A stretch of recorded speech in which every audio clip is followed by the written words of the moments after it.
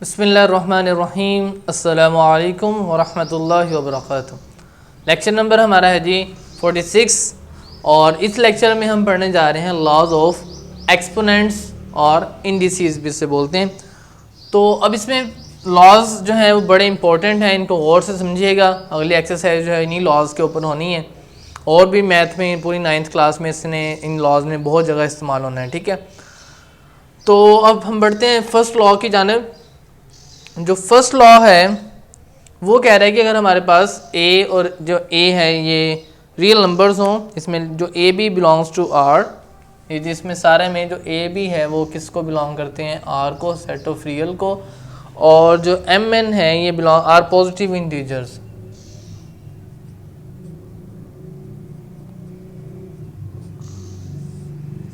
ठीक हो गया। अब जो एम एन है ये उसने बताया कि आपके पास क्या है, पॉजिटिव इंटीजर्स हैं।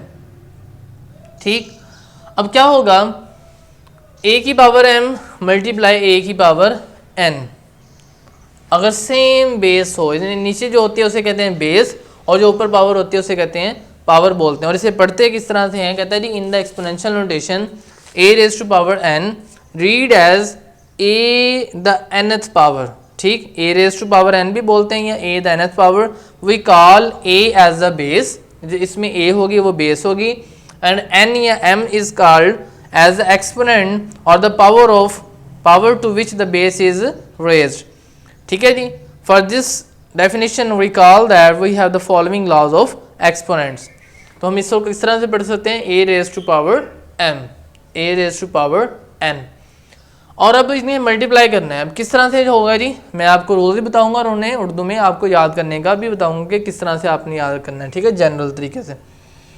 तो अब इसमें क्या कह रहे हैं, कहते हैं कि अगर ए हो, सेम नंबर्स हो और उनके ऊपर पावर्स क्या हों, डिफरेंट हों, तो फिर आप करते क्या हैं, जो सेम नंबर होते हैं उन्हें एक दफ़ा लिख के पावर्स को क्या कर देते हैं, आप ऐड कर देते हैं। ये तो बता रहा है फार्मूला। अब आपने किस तरह से याद रखना है, अब आपने ये बात जो मैं बताने लगा हूँ इसे दोहरा भी लें और याद रखना है क्या, कि अगर बेस सेम हो, ठीक है ना, बेस सेम हो और आपस में मल्टीप्लाई हो रही हो तो उनकी पावर्स ऐड होती हैं। ठीक है, क्या, अगर बेस सेम हो और आपस में मल्टीप्लाई हो रही हो तो उनकी जो पावर्स होती हैं वो क्या होती हैं, ऐड होती हैं। तो इस तरह से आपने इसको याद कर लेना है, रिमेंबर कर लेना है। ठीक है, ताकि जब क्वेश्चंस करें तो आपको इजीली समझ आ जाए।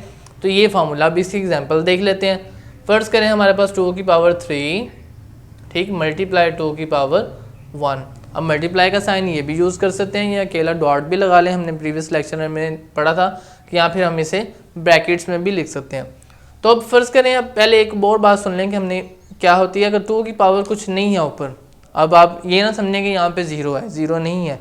अगर कुछ पावर ना हो तो 1 पावर होती है। ठीक हो गया। अब फ़र्ज़ करें यही है हमारे पास 2 की पावर 3 और 2 की पावर 1 है।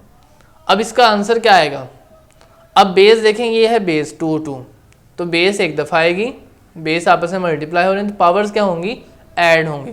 अब 3 और इसका 1, 3 + 1 यहाँ पे आप लिख देंगे और अब ये क्या बन जाएगा, 2 की पावर 4।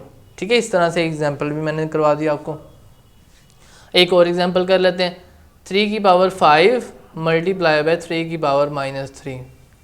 ठीक, अब क्या होगा जी, अब भी इन्होंने ऐड ही होना है।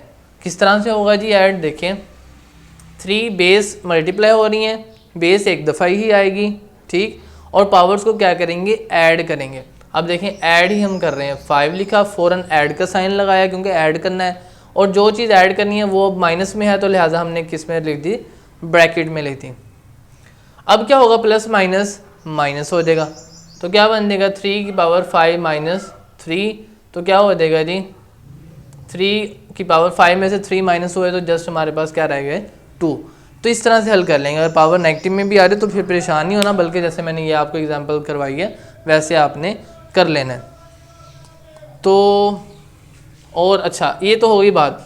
अब इसका रिवर्स प्रोसेस भी किया जा सकता है, वो भी सीख लें साथ साथ कि अगर हमारे पास क्या हो, ये देखें यहाँ से तो आपने ये सीखा ना कि अगर पावर जो है बेस सेम हो तो पावर्स क्या होती हैं, ऐड अप होती हैं।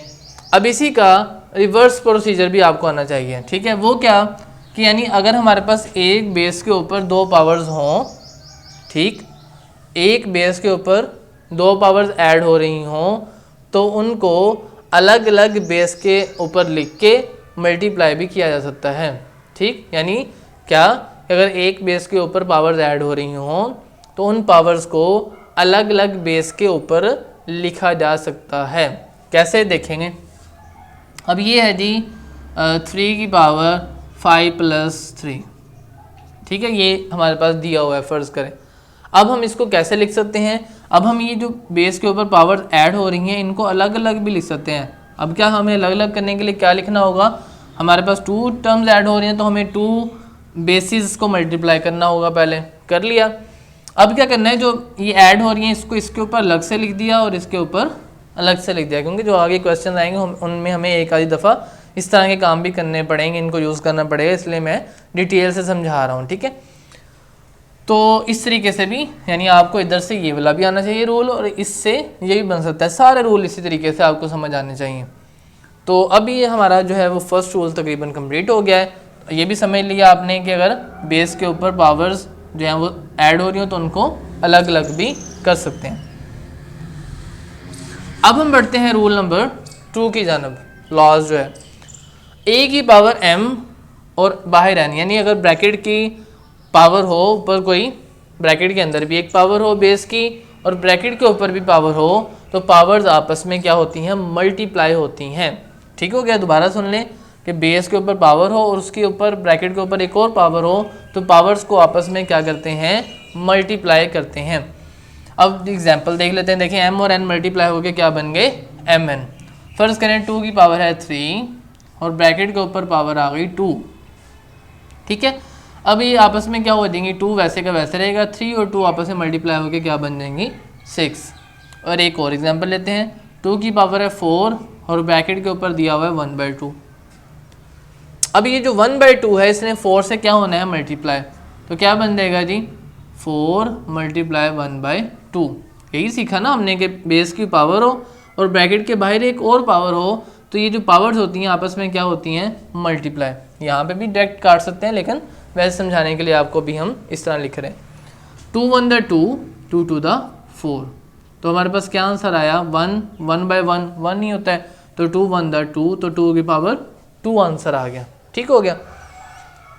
तो इस तरीके से हमने ये सीखा। अब इसका रिवर्स भी आना चाहिए कि अगर बेस के ऊपर 2 नंबर्स मल्टीप्लाई हो रहे हों इस तरीके से, फर्ज किया 2 के ऊपर ये मल्टीप्लाई हो रहा है 4 × 1/2, तो हम इसको अलग अलग भी कर सकते हैं। कैसे? एक पावर को अंदर रहने दें और एक पावर को कहाँ पे ले जाएं? बाहर। ये देखें, बिल्कुल वो बन गया। तो इसका रिवर्स भी प्रोसीजर किया जा सकता है।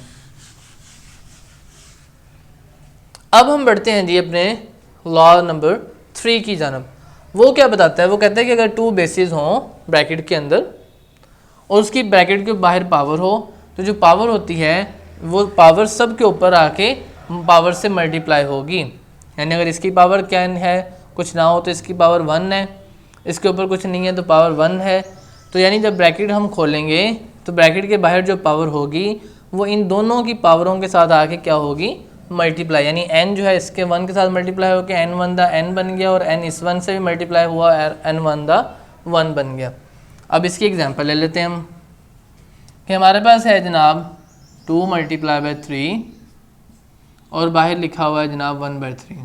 ठीक, अब जब हम ब्रैकेट को ओपन करेंगे तो ये जो 1/3 होगा ये इसके ऊपर भी आ जाएगा, 1 से मल्टीप्लाई होगा और इसके ऊपर भी मल्टीप्लाई होगा। 1/3 को 1 से मल्टीप्लाई किया 1/3 और 3 के ऊपर 1/3 को 1 से मल्टीप्लाई किया तो 1/3। ठीक हो गया? अब एक और एग्जांपल ले लेते हैं। 2 की पावर 2 है मल्टीप्लाई 3 की पावर 2 है और बाहर लिखा हुआ 1/4। ठीक, अभी जो 1/4 है इसने इस 2 से भी मल्टीप्लाई होना है, इसकी पावर से भी आके, और इस बेस की जो पावर 2 है इससे भी आके इस 1/4 ने मल्टीप्लाई होना है। ठीक है, 2 × 1/4, 2 × 1/4। अब ये आपस में क्या होंगी? कैंसिल आउट हो जाएंगी। किस तरह? 2 × 1 = 2, 2 × 4, 2 × 1 = 2, 2 × 4। अब 2 की पावर क्या रहेगी? जस्ट 1/2। ठीक है, और इधर 3 की पावर क्या रहेगी? 1/2। तो इस तरह से ये हल होते हैं। अब इसका रिवर्स भी आना चाहिए। क्या रिवर्स होगा? कि अगर बेसिस हों दो, कोई मर्जी बेसिस हों, ठीक हो गया? देखिए ज़रा इसका रिवर्स अब मैं समझा रहा हूँ। कि अगर आपके पास दुनिया जहान की कोई मर्जी बेसिस हों, ठीक, और उनकी पावर आपस में सेम आ जाए, तो आप क्या कर सकते हैं, पावर को एक दफ़ा लिखेंगे ब्रैकेट के बाहर और बेसिस को अंदर क्या कर देंगे, मल्टीप्लाई। देखें इधर से फिर दोबारा वही बन जाएगा और उधर से क्या बन जाएगा, ये। ठीक हो गया। अब हम बढ़ते हैं जनाब लॉ नंबर 4 की जानब। वो क्या कहता है, बिल्कुल सेम ही है, जिस तरह इसमें मल्टीप्लाई वाला है सिर्फ, तो इसमें क्या आ गई, डिवीजन आ गई। यानी कि अगर हमारे पास 2/3 होता और ऊपर पावर 2 है तो 2 इसके ऊपर भी आएगी और इसके ऊपर भी आ जाएगी, 2 की पावर 2 और 3 की पावर 2। ठीक हो गया, इधर से इधर।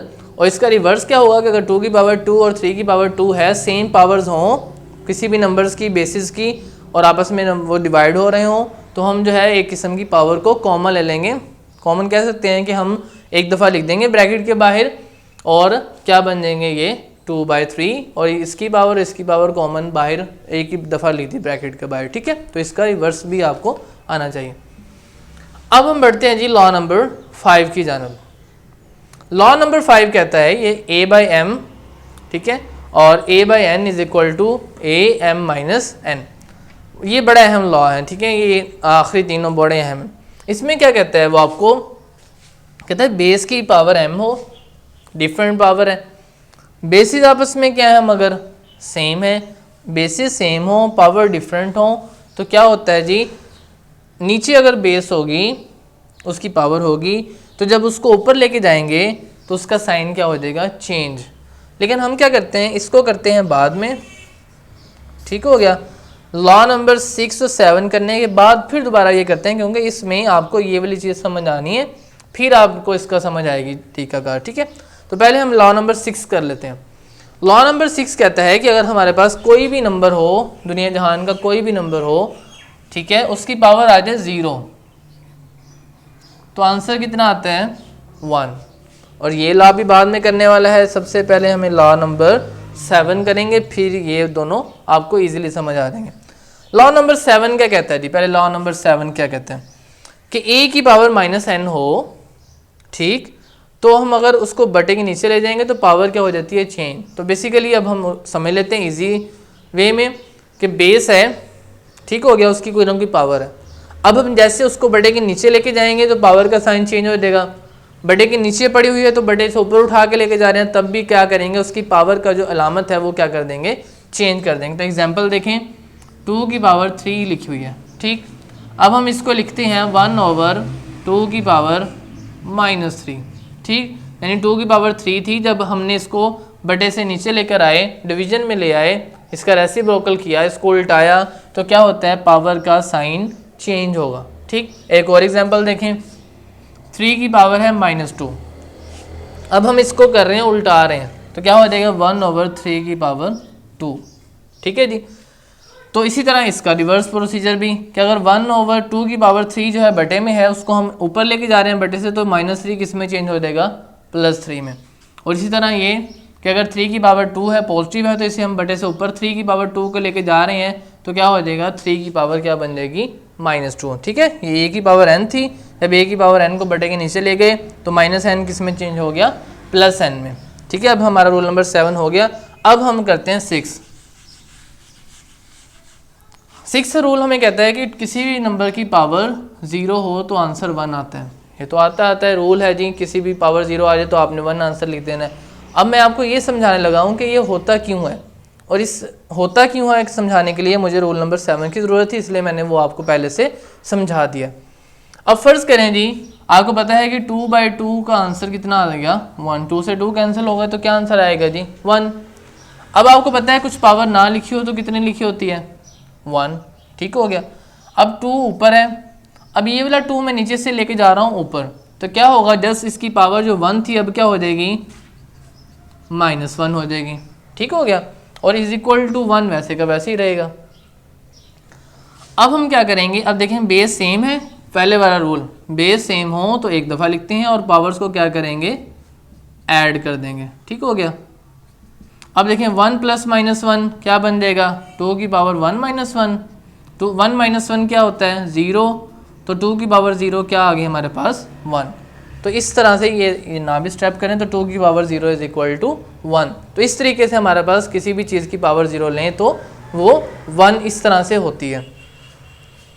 अब हम बढ़ते हैं जो हमने रूल नंबर 5 छोड़ा था उसकी जानब। रूल नंबर 5 कहता है कि अगर हमारे पास a की पावर m और a की पावर n हो तो उसको हम m माइनस n भी लिख सकते हैं। तो वो बेसिकली किस तरह से हुआ ये देख लें कि a की पावर m और a की पावर n थी, a की पावर n को उठा के ले गए ऊपर, m रहा, नीचे से जब उठा के लेके गए तो मल्टीप्लाई हुआ, a का a रहा और n क्या हो गया, just minus n, sign change हो गया उसका। रूल नंबर 7 अप्लाई हुआ, इसलिए इसको रूल नंबर 7 को मैंने आपको पहले समझाया था। अब देखें बेस सेम एक दफ़ा लिखी, पावर्स क्या होंगी ऐड, तो प्लस माइनस माइनस ही रहेगा, तो क्या बनेगा m माइनस n। तो बेसिकली हुई ऐड ही है लेकिन किस तरह से, m plus into minus n, तो प्लस माइनस माइनस इस तरह से आ गया। ठीक है, तो ये देखें ये वाला रूल इस तरह से एप्लीकेबल हुआ। और अब आपने अप्लाई किस तरह से करना है इसको, वैसे ही करना है कि अगर फ़र्ज़ किया 2 की पावर 3 है और नीचे 2 की पावर 2 है तो आपने क्या करना है 2 की पावर 3 मल्टीप्लाई 2 की पावर माइनस 2 और क्या हो जाएगा 2 की पावर 3 माइनस 2।